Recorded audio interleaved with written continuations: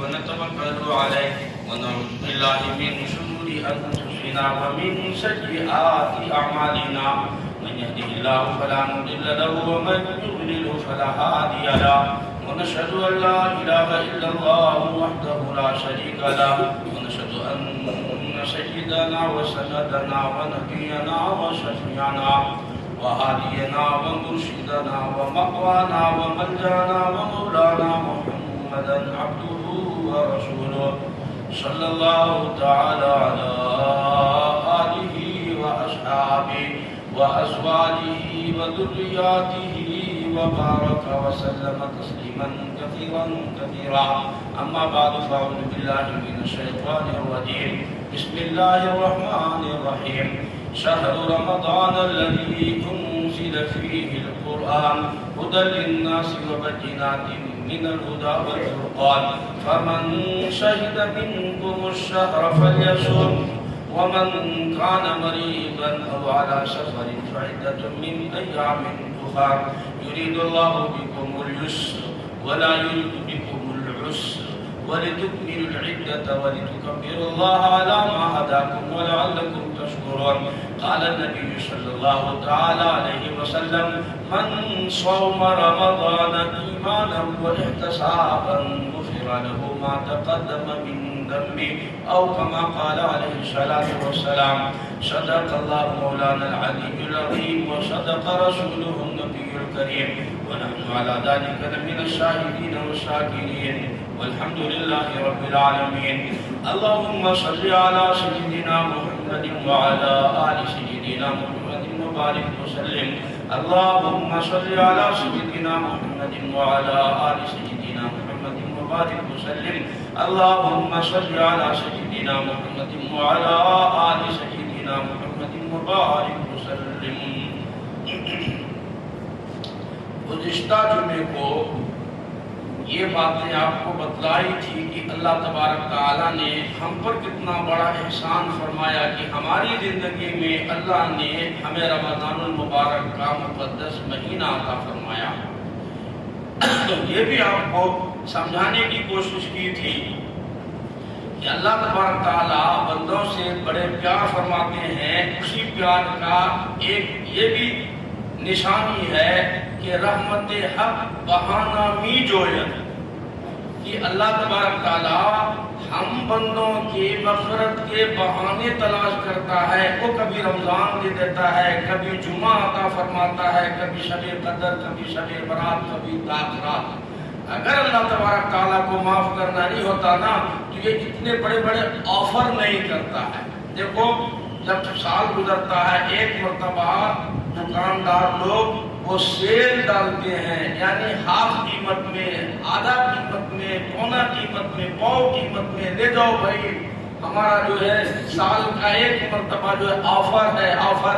تو علماء نے لکھا کہ رمضان المبارک بھی ابھی جنت رمضان میں آفر میں چل رہا ہے, یعنی مفت میں آپ جنت کما لو اور مفت میں اپنی جنت بنا لو. اس لیے ہمیں اس گولڈن چانس جو اللہ نے ہمیں عطا فرمایا ہے اس کو کسی قیمت پر بھی ضائع نہیں کرنی ہے, اور کرنا وہی کام ہے جو اللہ اور اس کے رسول نے ہمیں بتایا ہے. اور وہ کام بھی متعین ہے, کوئی اپنی طرف سے کسی کے پاس جا کے منگ کے کوئی کرنے کا کوئی کام نہیں ہے. وہی رمضان کے روزے رکھنا ہے, وہی سحری ہے, وہی افطاری ہے, وہی تراویح ہے, وہی گناہوں سے اپنے آپ کو بچا لینا ہے. وہ گناہ جو غیر رمضان میں بے دھڑک ہو جاتے تھے ہم سے, موبائل کھولا پٹاپٹ آئے بستر کے نیچے, کمبل میں کے نیچے, تنہائیوں میں, ہمیں اس سے اب بچ جانا ہے. ہمیں اس سے اب جو ہے اللہ سے معافیا مانگنا ہے, توبہ کرنا ہے. اللہ میری مغفرت کر دیجئے. کیوں میں یہ کہہ رہا ہوں؟ وہ اس لیے کہہ رہا ہوں کہ ہمارے تمہارے نبی نے یہ اعلان فرما دیا ہے, ذمہ داری کے ساتھ اعلان کیا. ایسی نبی کی کوئی بات غیر ذمہ داری والی ہوتی ہی نہیں ہے. فرمایا بھائی جس کی بخشش, جس کی مغفرت رمضان میں نہیں, اس کی مغفرت کبھی نہیں. جاؤ جہاں مرضی وہاں چلے جاؤ, لیکن مغفرت نہیں ملے گی. مغفرت تو اس رمضان میں ملے گی جو آپ کو اللہ تبارک تعالیٰ نے مقدر سے عطا فرمایا. ایک ایک روزے کا اجر، ایک ایک روزے کا ثواب آپ یقین نہیں کر پائیں گے کہ اللہ تبارک تعالیٰ کیا کچھ انعام عطا فرماتے ہیں. اور میں گزشتہ جمعے میں ایک دو نقطے کی بات آپ کو بتایا تھا، شاید آپ کے ذہن میں ہو. آج پھر ایک نقطے کی بات آپ سن لو اور لکھ لو اور بتاؤ. جو روزانی رہتے ہیں ان کو سمجھاؤ اللہ نے کیوں روزے فرض کیے. ایک نقطہ آپ کو گئے جمعے میں بتایا تھا کہ اللہ تبارک تعالیٰ یہ دیکھنا چاہتے ہیں میری ان کی دوستی پکی ہے یا نہیں ہے. ایک نقطہ آج پھر سمجھو کہ اللہ کو یہ بھوکا پیاسا رکھنے سے فائدہ کیا ہے. کیا اگر ہم دن میں نہیں کھاتے تو رات میں نہیں کھاتے بھائی؟ مغرب کے بعد پیتے نہیں؟ یا کون سا پانی اللہ کا بڑھ گیا اور بڑھا کر کے اللہ کو کرنا کیا ہے اسے؟ تو یہ بات نہیں ہے. نہ اللہ کو بھوکا رکھنا مقصود ہے اور نہ ہی اللہ کو پیاسا مارنا مقصود ہے. پھر ہے کیا چیز یہ روزہ؟ تو علماء نے ایک نقطہ اور بیان کیا، توجہ کیجئے گا. اللہ تبارک تعالیٰ یہ چاہتے ہیں چونکہ ہمارے نام عمل فرشتے لکھتے ہیں اور گواہی کل فرشتے دیں گے، ہماری نیکیوں کی بھی اور ہمارے گناہوں کی بھی گواہی کون دیں گے بھائی؟ فرشتے دیں گے. اور دو دو فرشتوں کو اللہ نے موت تک قرآن مجید میں ہے کرامن کاتبین یعلمون ما تفعلون. جو ہم کرتے ہیں وہ جو ہم کہتے ہیں جو ہم کرتے ہیں وہ لکھ لیتے ہیں. اور وہ قیامت کے دن وہ فرشتے نام عمل ہمارا لا کر ہاتھ میں پکڑائیں گے اور کہیں اقرا کتابک کفی بنفسک اليوم علیک حسیبا. تم نام عمل پڑھو اور پڑھنے کے بعد خود فیصلہ کرو تم جنتی یا جہنمی. تو علماء نے یہ نقطہ لکھا روزے میں کہ وہ فرشتے جو ہماری پیدائش پر، حضرت آدم کی پیدائش اور آدمیوں کی پیدائش پر اعتراض کیا تھا. اللہ نا نا نا نا نا پہلے سپارے میں ہے، آپ ان کو پیدا مت کیجیے. نسبح بحمدک ونقدس لک، ہم آپ کی تسبیح و تحلیل آپ کی پاکی بیان کرنے کے لیے ہم بہت کافی، ہم فرشتے ہیں نا. فرشتے اللہ کی نافرمانی نہیں کرتے ہیں، فرشتے منمانی نہیں کرتے ہیں، فرشتے اللہ کے حکم کی خلاف ورزی نہیں کرتے ہیں. بابا وہ معصوم ہوتے ہیں فرشتے. تو جب ہمیں پیدا کرنا چاہا اللہ نے کہ ہم انسانوں کو پیدا کریں، سب سے پہلے آڑے یہی فرشتے آئے. ان کو پیدا مت کرو. اللہ یہ جب دنیا میں جائیں گے نا خون ریزی کریں گے، یہ بہت مرڈر ہوگا. وہ پولیس اسٹیشن میں کیسا بھرے پڑے ہیں، جیلوں میں دیکھو مسلمان ٹھوس دیے گئے ہیں. دنیا کے کسی جیل میں آپ جاؤ صرف مسلمان ملیں گے کثرت سے، دوسرے نہیں. بہت خون ریزی مچائیں گے، فساد مچائیں گے، جھگڑے کریں گے. ان کی فطرت میں ہے، ان کی گھٹیوں میں ہے لڑنا، پارٹی بازی کرنا، نیچا دکھانا، فتنہ پھیلانا، ہنگامہ کھڑا کرنا. آپ ان کو پیدا، انسان ہے نا یہ انسان، ان کو پیدا نہ کرو. اللہ نے فرمایا تھا انی اعلم ما لا تعلمون. دیکھو فرشتے، ٹھیک ہے تم نے جو بات کہی ہے کہ ان کی عادت میں لڑائی ہے، جھگڑا ہے، فتنہ ہے، فساد ہے، عناد ہے، بغض ہے، عداوت ہے، وہ سب ٹھیک اپنی جگہ، لیکن ٹھہرو انی اعلم، جو میں جانتا ہوں نا وہ تم نہیں جانتی ہو. یہ تو میں نے ہی تم کو بتایا تھا انسانوں کی فطرت میں لڑائی جھگڑا ہے، لیکن آگے جو کچھ میں جانتا ہوں وہ تم کو بتایا نہیں، اس لیے تم نہیں جانتے ہو. آؤ. تو اللہ تبارک تعالیٰ فرشتوں کو روزے داروں کو دکھاتے ہیں، فرشتے آ جاؤ، تجھے بیوی نہیں ہے، ان کو بیوی ہے، خوبصورت ہو بھی ہے. فرشتے تم نہ 10 بچے کوئی بھی نہیں ہے، یہ میرے بندوں کو 10 بچے ہیں، تمہیں کوئی کام نہیں ہے، ان کو ڈیوٹی ہے. تمہارے کو کوئی کام نہیں، ان کو جو ہے مکان ہے، دکان ہے، کاروبار ہے. اور فرشتوں تمہیں بھوک بھی نہیں لگتی ہے، پیاس بھی نہیں لگتی ہے. میرے بندوں کو بھوک بھی لگتی ہے، پیاس بھی لگتی ہے. تمہیں سردی گرمی نہیں لگتی، ان کو سردی گرمی لگتی ہے. فرشتوں تمہیں جو ہے بیماری اور صحت کا پتہ نہیں ہے. دیکھو اس میں کسی کو شوگر ہے، کوئی بی پی پیشنٹ ہے، کوئی بلڈ پریشر والے ہیں، کوئی کسی کا کڈنی فیل ہو کے، کوئی ہارٹ کا مریض ہے، اللہ جانے کیا کیا مرض ہے ابھی تو. ہائے قربان جاؤ میرے ان بندوں پر. اللہ تبارک تعالیٰ فرشتوں کو افطاری کے وقت لا کر دکھاتے ہیں، آ جاؤ میرے بندوں کا حال ذرا دیکھو. روزہ رکھ کر کے ان کی پیٹ میں آگ لگی ہے، حلق خشک ہو گیا، کانٹے پڑے ہوئے ہیں، ہاتھ میں جوس کا گلاس پکڑا ہوا ہے اور سامنے طرح طرح کی افطاریاں رکھی ہوئی ہیں. اب بتاؤ فرشتوں کہ کس نے ان کو روک رکھا ہے؟ یہ پی نہیں رہے ہیں اور یہ نہیں کھا رہے ہیں. تو فرشتے مجبور ہوتے ہیں، اللہ آپ کے حکم کی وجہ سے یہ نہیں کھا رہے ہیں. کلی کے لیے پانی لیا، ایک ہاتھ سے کلی اور دوسرے ہاتھ سے حلق کو سنبھال کر کے رکھا ہے، کلی کا ایک قطرہ اندر نہ چلا جائے، پانی کا ایک قطرہ اندر نہ جانے پائے. میرے نبی نے فرمایا کہ رمضان میں روزے کی حالت میں کلی کرنے میں احتیاط کرو. غرارے نہیں کرنا وضو میں، دوسرے ٹائم پہ غرارہ کرنا مستحب ہے، سنت ہے، لیکن روزے کی حالت میں وہی نہیں کرنا.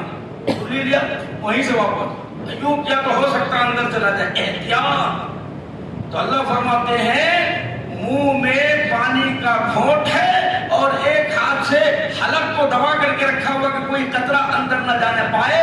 فرشتوں بتاؤ کس نے منع کیا؟ ارے کس نے روک رکھا ہے؟ تم تو کہتے تھے کہ یہ بڑے نافرمان ہیں، لڑائی کریں گے، جھگڑے کریں گے، فتنے فساد مچائیں گے. اب بتاؤ کس نے روک رکھا ہے؟ تو فرشتے کہتے ہیں الہ العالمین، یہ آپ کی محبت میں نہیں کھا رہے ہیں، یہ آپ کی محبت سے رکے ہوئے ہیں، آپ کی فرما برداری کی وجہ سے ہے اور آپ کی اطاعت و فرما برداری میں ایسا کر رہے ہیں. اللہ فرمائیں گے جاؤ میرے بندے کو، جب میرے بندے کھانے پینے میں میری اطاعت اور فرما برداری کریں گے تو میں ان پر جنت واجب کر دوں گا. انہوں نے جس طریقے سے کھانے پینے پر میری اطاعت فرما برداری لگا رکھی ہے، مجھے بھی اپنی کبریائی کی قسم میں ان پر جنت واجب کر دوں گا. پھر فرمایا کہ روزہ اس طرح رکھے من صوم ایمان. ارشاد فرمایا مدنی کریم صلی اللہ تعالی علیہ وسلم نے کہ جب آدمی اس طریقے سے روزہ رکھتا ہے، من صوم ایمانا و احتسابا، وہ یہ سمجھتا ہے میرا پروردگار مجھے دیکھ رہا ہے، کوئی دیکھے یا نہ دیکھے، میں چھپ کر کے کھاؤں، میں تنہائی میں جا کے پانی پی لوں، روزہ توڑ لوں، اسے یقین ہے کوئی دیکھنے والا نہیں ہے، لیکن میرا پروردگار مجھے دیکھ رہا ہے، میرے خون کے ایک ایک قطرے سے وہ واقف ہے، میرے ایک ایک رگ و ریشے سے وہ واقف ہے، وہ پروردگار مجھے دیکھ رہا ہے، میں اسے نہیں دیکھ سکتا، وہ ہر آن میرے ساتھ ہے، مجھے دیکھ رہا ہے. ایسا یقین، ایسا ایمان کے ساتھ جب وہ روزہ رکھتا ہے، اللہ پاک فرماتے ایک روزے کا اجر ایسا ملے گا، غفر لہ ما تقدم من ذنبہ، ایک روزے کا اجر اتنا ملے گا، اس کی زندگی کے پچھلی ساری زندگی کے گناہ کو اللہ تبارک تعالیٰ معاف فرما دیں گے. اسی لیے فرمایا روزے دار اپنے روزے کو تمام آداب کے ساتھ روزے رکھو، تمام رعایتوں کے ساتھ روزہ رکھو. اس کے علاوہ فرمایا شہر رمضان الذی انزل فیہ القرآن، اللہ فرماتے ہیں رمضان کو قرآن سے خاص نسبت ہے، اللہ کے کلام کو اس ماہ مبارک سے خصوصی لگاؤ ہے، بہت گہرا تعلق ہے. اللہ تبارک تعالیٰ نے بغیر مانگے ہمیں رمضان میں قرآن جیسی نعمت عطا فرمائی. اللہ فرماتے شہر رمضان الذی انزل فیہ القرآن، ہم نے اس قرآن کو رمضان کے مہینے میں نازل فرمایا، آسمانی تمام کتابوں کو ہم نے رمضان میں نازل کیا، توریت اسی ماہ مبارک میں اترا، انجیل اسی مہینے میں نازل ہوا، زبور اسی ماہ مبارک میں اترا، قرآن عظیم الشان اسی مہینے میں نازل ہوا۔ ہدی للناس وبینات من الہدی والفرقان، جو لوگوں کے لیے ہدایت ہے، تمام کائنات کے لیے اللہ تبارک تعالیٰ نے قرآن مجید میں ہدایت چھپا رکھا ہے۔ ہدی للناس وبینات من الہدی والفرقان، یہ وہ قرآن کریم ہے جو جس میں حلال و حرام میں یہ قرآن فرق بیان کرتا ہے، جائز ناجائز میں یہ قرآن فرق بیان کرتا ہے، اچھے اور برے کی تمیز قرآن کریم سکھاتا ہے۔ ضروری ہے قرآن کریم کو سمجھ کر کے پڑھیں، اللہ کا کلام سمجھ کر کے پڑھیں۔ ذرا ان لوگوں سے پوچھو نا جو قرآن کریم کی تلاوت مزے لے لے کر کے کرتے ہیں،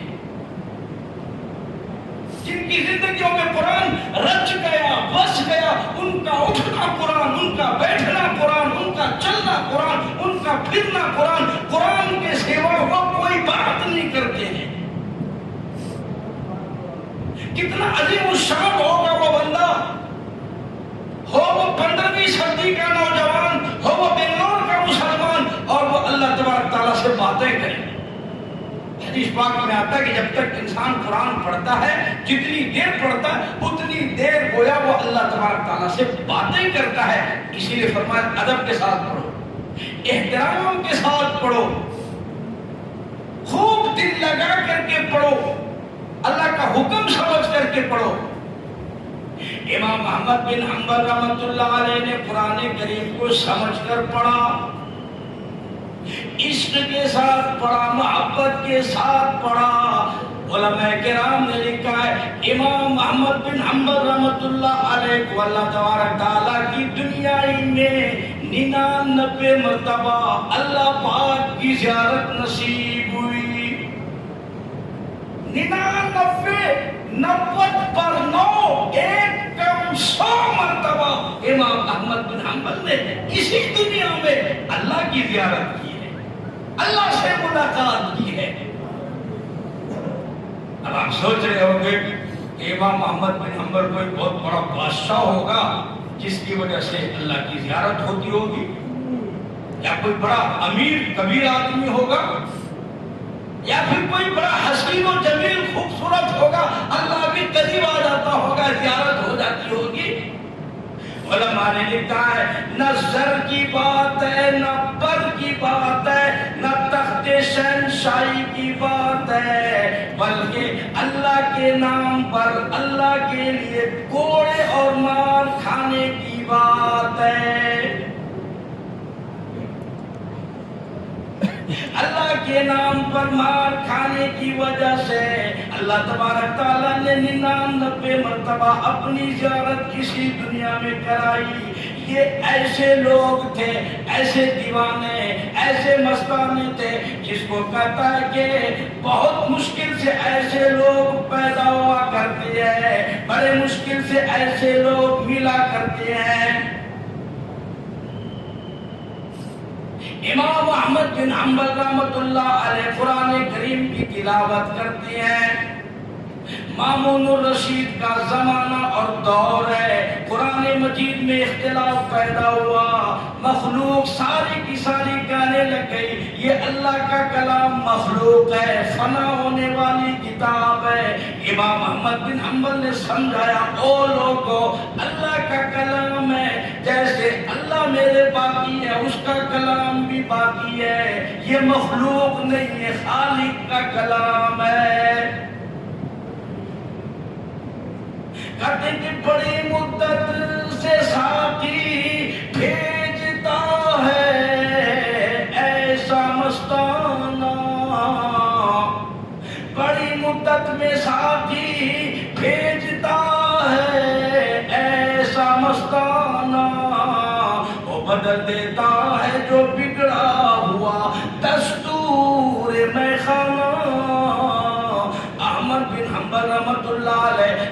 اکیلے تنے تنا کھڑے ہو گئے اور اعلان کر دیا، فتویٰ دے دیا، او لوگو یہ اللہ کا کلام ہے، مخلوق نہیں۔ مکان کا جھگڑا کوئی نہیں، دکان کا جھگڑا نہیں، رشتے ناطے کا جھگڑا نہیں، کوئی پلاٹ کا جھگڑا نہیں، کوئی سائیڈ مکان کا جھگڑا نہیں ہے۔ جھگڑا اس بات پر ہے اللہ کا کلام مخلوق ہے یا نہیں ہے۔ امام احمد بن حنبل اکیلے فتویٰ دیتے یہ مخلوق نہیں ہے، ادھر سارے حکومت والے کہتے اللہ کا کلام مخلوق ہے۔ چنانچہ حکومت کی طرف سے دباؤ آیا، آپ فتوے پر سائن کرو۔ اکیلا آدمی ہو جو یہ کہتا ہے کہ قرآن مخلوق نہیں ہے، مخلوق کے معنی فنا ہونے والا، کلو نفس ذائقۃ الموت، ہر چیز کلو بنا لہا فان، جتنی مخلوق ہے سب فنا ہو جائے گی، 18 لاکھ مخلوقات جو بھی اللہ سب فنا، سب ختم ہو جائے گی، تو قرآن بھی تو مخلوق ہے، یہ بھی فنا ہو جائے گی۔ احمد بن حنبل نے سمجھایا نا یہ مخلوق نہیں ہے، یہ خالق کا کلام، یہ باقی رہے گا۔ آپ دوسری جگہ تلاوت کر کے دیکھو قرآن، بل هو قرآن مجید فی لوح محفوظ انا انزلناہ فی لیلۃ القدر اور انا نحن نزلنا الذکر وانا لہ لحافظون۔ اللہ دوسری جگہ کہتا ہے قرآن کا ایک ایک زیر زبر باقی رہنے والی کتاب فنا ہونے والی نہیں ہے۔ مفتیان کرام سب فتویٰ دیے نہیں فنا ہونے والی کتاب۔ اکیلے تنے تنا احمد بن حنبل کھڑے، ادھر ساری مخلوق ہے، عوام، حکام، بڑے بڑے مولوی، بڑے بڑے چودھری اس طرف ہے۔ امام احمد بن حنبل کو ہتھکڑی لگانے کا حکم دے دیا، جیل میں ڈالو، جب تک اپنے فتوے سے رجوع نہ کر لے اس وقت تک ان کو سزا دو۔ اور مسلمانوں اندازہ لگاؤ، گناہ کچھ بھی نہیں کیا، چوری کسی کی نہیں کی، زناکاری نہیں کی، بد کرداری نہیں کی۔ امام احمد بن حنبل رحمۃ اللہ علیہ فرماتے ہیں ساری عمر میں میری کبھی نماز قضا نہیں ہوئی، کبھی میں نے روزہ نہیں چھوڑا، کبھی میری زبان سے جھوٹ کبھی نہیں نکلا، اور لوگوں صرف اتنا گناہ کیا، اللہ کا کلام مخلوق نہیں ہے۔ 9 جلاد متعین کر دیے گئے، ہاتھ باندھ دیے گئے، پیر میں بیڑیاں ڈال دی گئی، جیل میں اٹھا کر ڈال دیا گیا۔ 9 جلاد متعین کر دیے گئے، ہر جلاد درے مارتا ہے، ہر جلاد کوڑا مارتا ہے، ہر جلاد کہتا ہے میں نے اتنے زور سے درے مارے، میں نے اتنا درہ اگر کسی جانور کو مارتا وہ بھی قیمہ ہو جاتا۔ 9 جلاد درے مارتا ہے، پہلا جلاد آتا ہے، آ کر کے مارنا شروع کرتا ہے۔ امام احمد بن حنبل فرماتی ہے جیسے ہی پہلا کوڑا لگا فرمایا بسم اللہ، شروع کرتا ہوں اللہ کے نام سے کوڑا کھانا۔ جلاد نے دوسرا درہ مارا، فرمایا لوگو الحمدللہ، تمام تعریف اس پروردگار کے لیے جس نے مجھے کوڑا کھانے کے لیے ساری کائنات میں سے چنا۔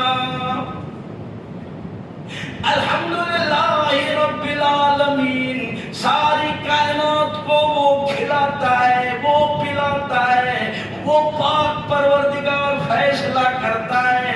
اللہ کی مرضی، جسے جو چاہے کھلائے، جو چاہے پلائے۔ میرا پروردگار، میں اس پروردگار کی تعریف کرتا ہوں، ساری کائنات میں سے اللہ نے مجھے کوڑے کھانے کے لیے چن لیا۔ میرے مالک، میں شکوہ نہیں کرتا، شکایت نہیں کرتا، یہ میری خوش نصیبی ہے، تیرے نام پر اور تیرے قرآن کے لیے مار کھا رہا ہوں۔ جلاد تیسرا کوڑا مارا، فرمایا لوگو الا ان کلام اللہ غیر مخلوق، او لوگو میں اپنے فتوے سے رجوع نہیں کر سکتا، میں یہ اعلان کرتا ہوں مجھے مار کھانا گوارا ہے، لیکن اپنی بات کا کلام خالق کا کلام ہے، مخلوق نہیں۔ اس طریقے سے ایک دن نہیں، 2 دن کی بات نہیں ہے، 2 سال تک مسلسل امام احمد بن حنبل نے درے کھائے، کوڑے کھائے، مار کھائی۔ اس طریقے سے وہ مخلوق خدا کا فتنہ ختم ہوا۔ امام احمد بن حنبل رحمۃ اللہ علیہ کا چمڑا ادھیڑ دیا گیا۔ علماء نے لکھا کہ اللہ تبارک تعالیٰ نے اس کا انعام یہ دیا، اکرام یہ کیا کہ اللہ تبارک تعالیٰ کی ہی دنیا میں ہی احمد بن حنبل کو 99 مرتبہ اللہ کی زیارت ہوئی۔ توجہ کیجئے گا، امام احمد بن حنبل رحمۃ اللہ علیہ فرماتے ایک مرتبہ ایک جلاد آیا، اس نے آ کے اتنے زور سے درہ لگایا، اتنا زور سے کوڑا لگایا، پاجامے کا شلوار کا ازار بند، کمر بند پر وہ کوڑا لگا، میرا کمر بند ٹوٹ گیا، کمر بند کا چیتھڑا نکل گیا۔ اس جلاد نے اتنا زور سے آپ کو درہ مارا، کمر بند ٹوٹ گیا۔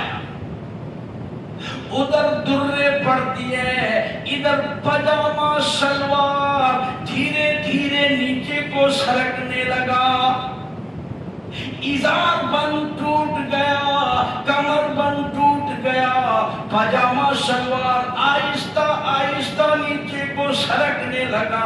امام احمد بن حنبل کو محسوس ہوا، او میرے پروردگار، ہاتھ میرے بندھے ہوئے ہیں، پیر میرے بندھے ہوئے ہیں، او میرے پروردگار، تیرے قرآن کی وجہ سے مار کھا رہا ہوں، تیرے قرآن کی آبرو، تیری آبرو، آج میری آبرو بھی تیری آبرو۔ اے اللہ، مجھے ان بدماشوں کے سامنے ننگا نہ کر، مجھے ذلیل نہ کر، مجھے بے عزت نہ کر، میرے ہاتھ بندھے ہوئے ہیں، میں کوڑا کھانے تیار ہوں۔ امام احمد بن حنبل نے آسمان کی طرف چہرہ اٹھایا، 2-3 قطرے آنسو کے گرے اور فرمایا، او میرے پروردگار، میں تیرے قرآن کے سوا کسی کو نہیں مانتا، تو میری آبرو پر کسی کی نظر نہ پڑنے دے۔ اللہ، میں آپ کے سوا غیر کو کسی کو نہیں مانتا، میری آبرو پر بھی آج غیر کی نظر نہ پڑنے دے، آج میری آبرو تیرے قرآن کی آبرو بن گئی ہے، مجھے دوسروں کے سامنے رسوا نہ کر۔ علماء نے لکھا وہیں سے فوراً 2 ہاتھ نمودار ہوئے، 2 ہاتھ پیدا ہو گئے، فوراً کرامت کے طور پر امام احمد بن حنبل کے 2 ہاتھ نمودار ہوئے، اور ان دونوں ہاتھوں نے اس ازار بند کو جہاں سے ٹوٹا تھا فوراً پکڑ کر کے گرہ لگا دی اور آپ کی کمر بند کو وہیں سے باندھ دیا۔ اللہ تبارک تعالیٰ نے ذلیل ہونے سے آپ کو بچایا۔ یہ تھی دنیا میں انعام، اور آخرت کا انعام سنو، جگر پھٹ کے منہ کو آ جائے گا، 99 مرتبہ اللہ پاک اس دنیا میں زیارت نصیب۔ اب دل تو ہمارا بھی کرتا چلو بھائی 99 نہیں، 1 مرتبہ تو ہو جائے کم سے کم، لیکن وہ شکل تو بناؤ، وہ صورت تو بناؤ، وہ اخلاق پیدا کرو، وہ کردار پیدا کرو جو امام احمد بن حنبل کے اندر تھا، وہ جرت تو لاؤ، وہ ایمان تو لاؤ جو امام احمد بن حنبل کے اندر اللہ نے رکھی تھی۔ امام احمد بن اصل جو مسئلہ بتانا چاہتا تھا میں وہ یہ، امام احمد بن حنبل فرماتے ہیں کہ میری 99 مرتبہ اللہ سے ملاقات ہوئی، زیارت ہوئی، میں نے 99 مرتبہ اللہ سے ایک سوال کیا، ایک بات پوچھی، اصل یہ بتانا چاہتا ہوں آپ کو، اور وہ یہ کہ میں نے اللہ سے کہا میرے اللہ آپ مجھے کوئی ایسا وظیفہ بتا، کوئی ورد بتائیے، کوئی عمل بتائیے، کوئی ذکر، کوئی خاص ایسا عمل بتا دیجئے جو صرف میں کیا کروں اور میں آپ کا محبوب بن جاؤں، پیارا بن جاؤں، دلارا بن جاؤں، آپ کا مقرب بن جاؤں، چہیتا بن جاؤں۔ اللہ ایسا وظیفہ مجھے بتا دیجئے، ایسا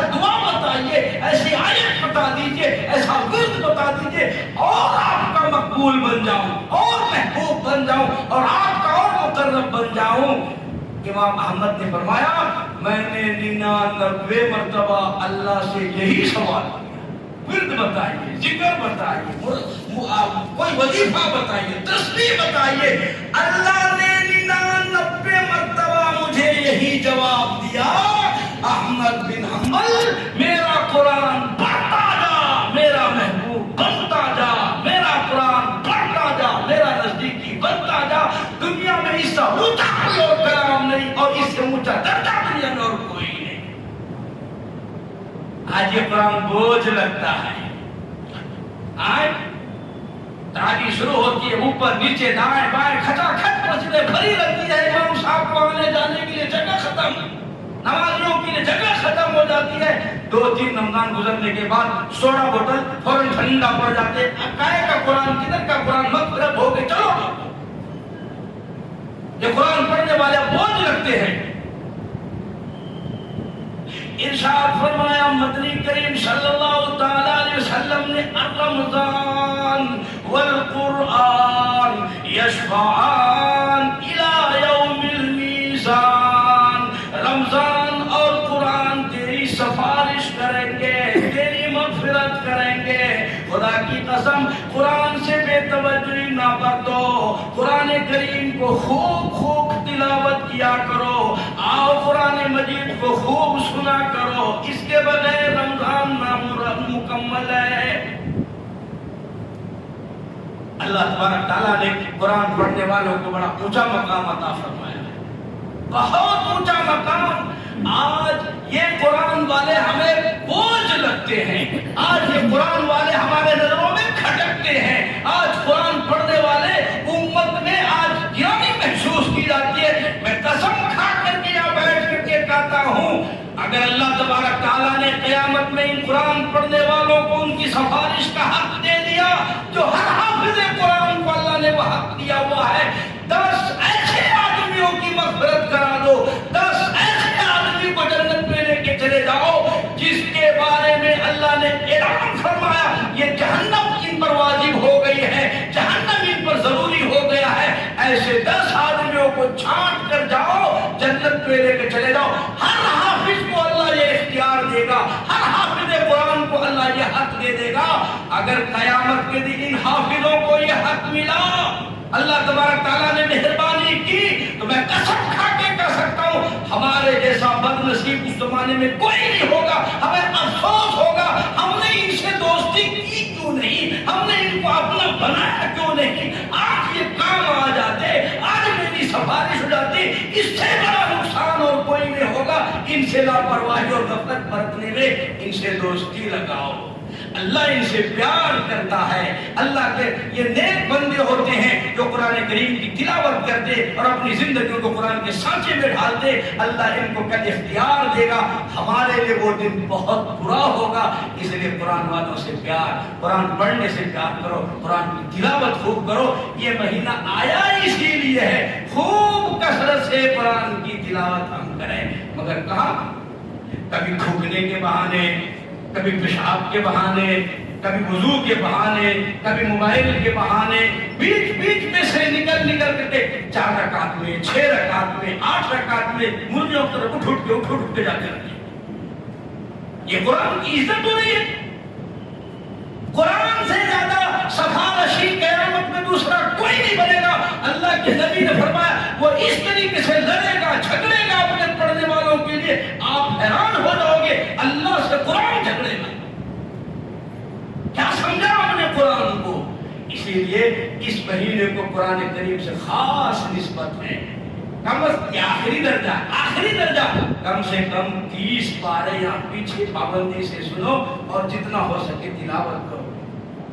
ہمارے نبی صلی اللہ علیہ وسلم رمضان میں ایک دور کرتے تھے، جبریل امین حضور کو سناتے، حضور جبریل کو سناتے، اور رمضان میں قرآن کا خوب دور ہوتا تھا جیسے رمضان میں حفاظ کرام دور کرتے ہیں. قرآن کرام رمضان میں قرآن کی دور کرتے ہیں. اسی لیے اللہ تعالیٰ توفیق دے.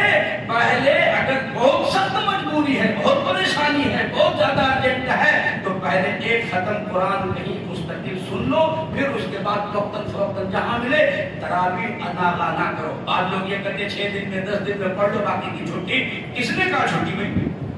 کس نے کہا چھٹی؟ حضور نے فرمایا 2 الگ الگ سنت ہیں، پورا قرآن سننا ایک سنت، اور پورے 30 دن تراویح پڑھنا الگ سنت۔ 30 دن جو تراویح نہیں پڑھے گا، چھوڑے گا، تو اس کا وبال نہیں آئے گا اس کو۔ اسی لیے یہ دونوں سنتیں ہیں، 30 دن قرآن شریف، 30 دن تراویح کا 20 رکعت پڑھنا، اور پورا قرآن ایک مرتبہ کم از کم ختم کرنا۔ اللہ توفیق دے، جتنی مرتبہ ختم کر سکے اتنی مرتبہ تلاوت کرے۔ امام شافعی رحمۃ اللہ علیہ 61 ختم قرآن رمضان میں فرماتے ہیں، 61 ختم، ایک ختم دن میں، ایک ختم رات میں۔ کتنے ہو گئی؟ 30 30 60، ایک ختم تراویح میں۔ اور ہم سے کو ایک نہیں سمجھتا بھائی، اللہ کی پناہ، ایک نہیں سمجھنے ہوتا ہمارے کو۔ ارے کہاں جا، یہ رمضان کی قدر، اللہ رمضان کی صحیح قدر نصیب فرمائے، اللہ رمضان کی صحیح توفیق نصیب فرمائے۔ اس رمضان کو اللہ وصول کرنے کی ہمت اور توفیق عطا فرمائے، کاج سے سنت عمل کی توفیق عطا فرمائے، آمین۔ وآخر دعوانا الحمدللہ رب العالمین۔